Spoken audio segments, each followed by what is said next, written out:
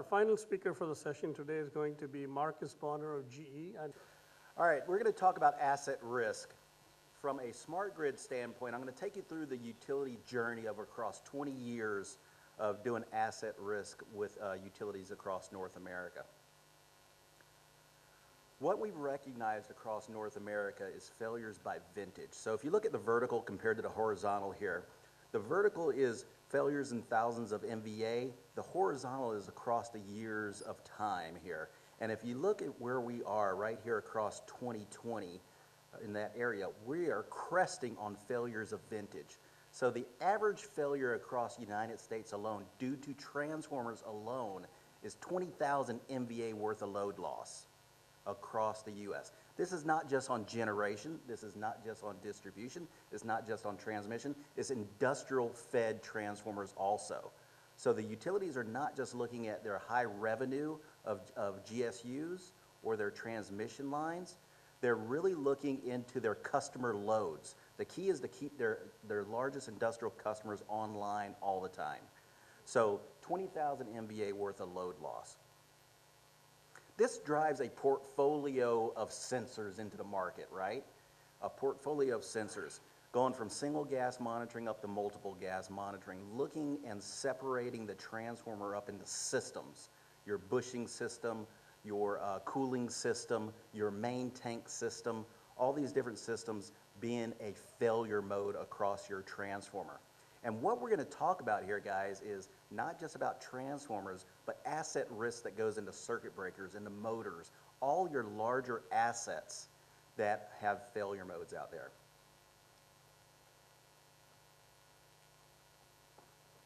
So, once we go into the failure modes, the way the industry pushed us is to separate into failure modes across your transformer. So your main tank, if you see this, is responsible for 30% of your failures. Your tap changer is responsible for 35% of your failures. Your bushing system is responsible for 15% of your failures, and your cooling system is responsible for 5% of your failures.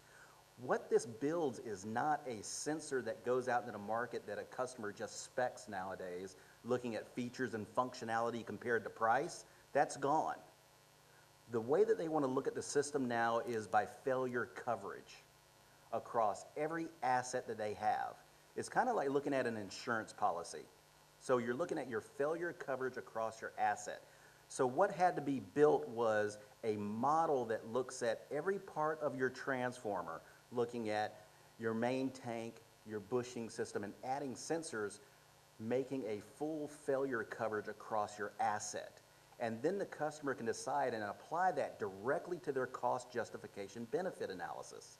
And that's how they're using the system now, if that makes sense. So eliminating that features and functionality of the actual device, but looking at the failure coverage of the asset. And that's very, very key. So as you start deploying big, you're going to have to put together a cost justification model across your entire asset base, and that can be thousands and thousands of transformers.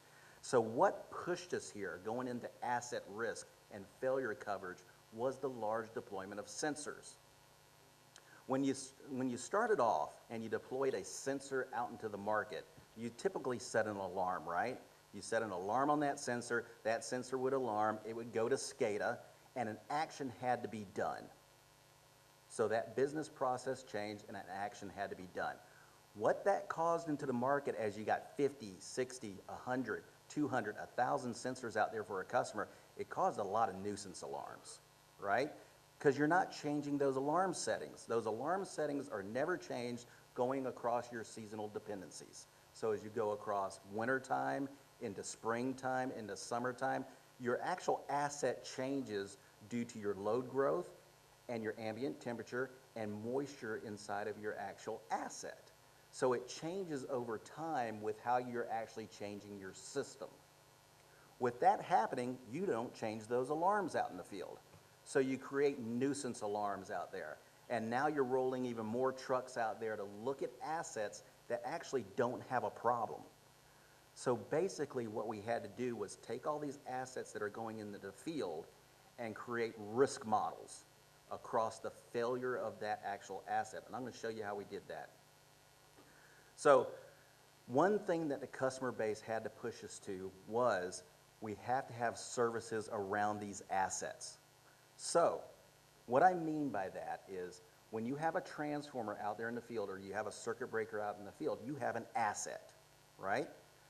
As soon as you apply a monitor to that asset, now you have two assets that you have to upkeep. That monitoring asset, no matter what that sensor is a separate asset from your actual hardware asset or your transformer.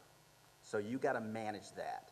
Just like the other gentleman was saying, all of these firmware upgrades in the field, right? How do you manage all these sensors out in the field? 1,000 sensors, 2,000 sensors. That is a separate asset, and you have to manage that. So you have to have services in the field to do this. You got to go to the OEM facilities, and you got to install it, do the FATs and the SATs around these transformers. But what we built here is a risk index, and this was built by a lot of utilities coming together, looking at all the diagnostics that you have and building that risk index. So what you're looking at here is all the data coming in from sensors across one transformer. This is a single transformer, looking at the main tank, looking at the bushing system, looking at the tap changer, and you're putting risk across that via IEEE, IEC, C-Gray, ASTM, all the standards that are out there. Don't sway from the standards. There's a lot of working groups out there working on these standards, building these standards. Use them. Don't build your own standards. Don't proprietarize your standards in your own way. Use what's out there. The customer uses them now with all their DGA and everything that they do in the field now, so don't sway from it. What the customer base had to do here was to take those standards, build that risk index, and then apply criticality models per asset to that transformer. Now, what does that mean? Every transformer is not equal to every transformer, regardless of whether it's the same MVA or the same KV or where it is in the system. It could be in a different geography, and it could have through faults. That could be more important through that system to understand the amplitude and the time and the duration and count of those through faults, and that changes the criticality of that asset. There could be a process that it's running, and if you lose that transformer, it changes the criticality of that asset. That asset could be near fresh water or near the public, and if you split the tank and that oil goes into fresh water, that is higher criticality for that asset. Do I have a spare available for that asset? Is the transformer manufacturer still in operation for that asset? It builds the criticality matrix of that asset, where even though you have a low risk on it, it's a higher risk due to the criticality, and you have to build that for your customer base. So once you build that, run all that information through the system, through the algorithms, you come out with a risk index, and we got a risk index of 5. Once you build all the risk indexes across your asset, then you have to put a risk score across those assets. You bring in all that information, and you have to score them individually because there's going to be multiple assets inside of that single risk level. But you have different assets that you can monitor. So if you add on a bushing system monitor, you got to score that. If you add on a tap changer monitor, you've got to score that. If you add on your circuit breaker sensors, you've got to score that. Thousands and thousands of sensors into the system coming in, giving you a final risk score across your transformer, your asset. Now you can rank them from best to worst. So what the customer base really needed to see was in real time, and this is with offline information and with online information, seeing the risk of their asset move in real time, going from risk index level 3 to risk index level 4 to risk index level 5. So now we have it moving in real time, no matter whether it's an online sensor or an offline sensor, uploading that data into the information and pulling out the risk index. Where the customer base then pushed us was, hey, I've got to have dashboards. I've got to have dashboards that reaches from my VP so he can see the value of this system from the risk of his assets, from the VP down to the technical engineer that's going out into the field. So it was built. Build dashboards around it. So this is the third worst transformer out of 24 transformers being monitored. It's at risk index level 5, and it shows you exactly what's causing it to be at risk index level 5. Now they needed to see how the actual transformer progresses through its risk stages. And at any time, you can go across any risk, and you goes and it queries the database, and it pulls out all the data for you. Rate of change changed here. We have a tap changer tap problem here. We have coking here. It brings out all that information for you, so you're not doing data digging across 1,000, 2,000 transformers. You don't have time to data dig anymore. The system has to operate for you in real time. And then from the planning section, they wanted to see it from a fleet-wide perspective. You can't just look at one individual asset. You can diagnose it from one individual asset, but you gotta really look at the entire fleet.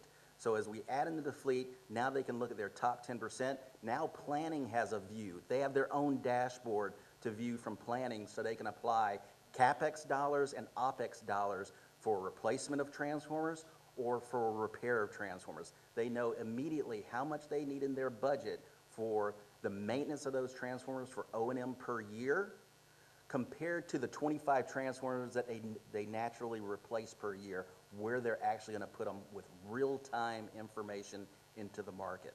So being able to build those dashboards across the fleet, and if I do any maintenance into the field, so if I go out there and I pull the water out of the oil, or I go out there and I degas the system, I can tell the value of that maintenance with the system.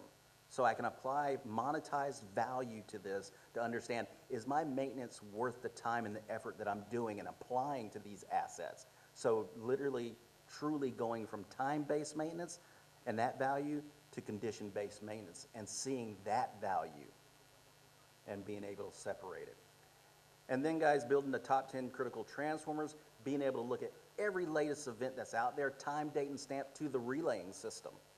So if there's an event on the relaying system, we see exactly how it's affecting the event or the gassing inside of that transformer. One customer is asking us for transient information. How is transients affecting my assets in the field? I need to know this, and we can apply that information with the actual risk of those transformers. And then being able to build the wallboards. Wallboards for VPs that want to see the risk of their system in real time. So the VP can log in at any time he wants to and be able to view all of his assets and the risk of his total asset base. That's my 10 minutes. Thank you.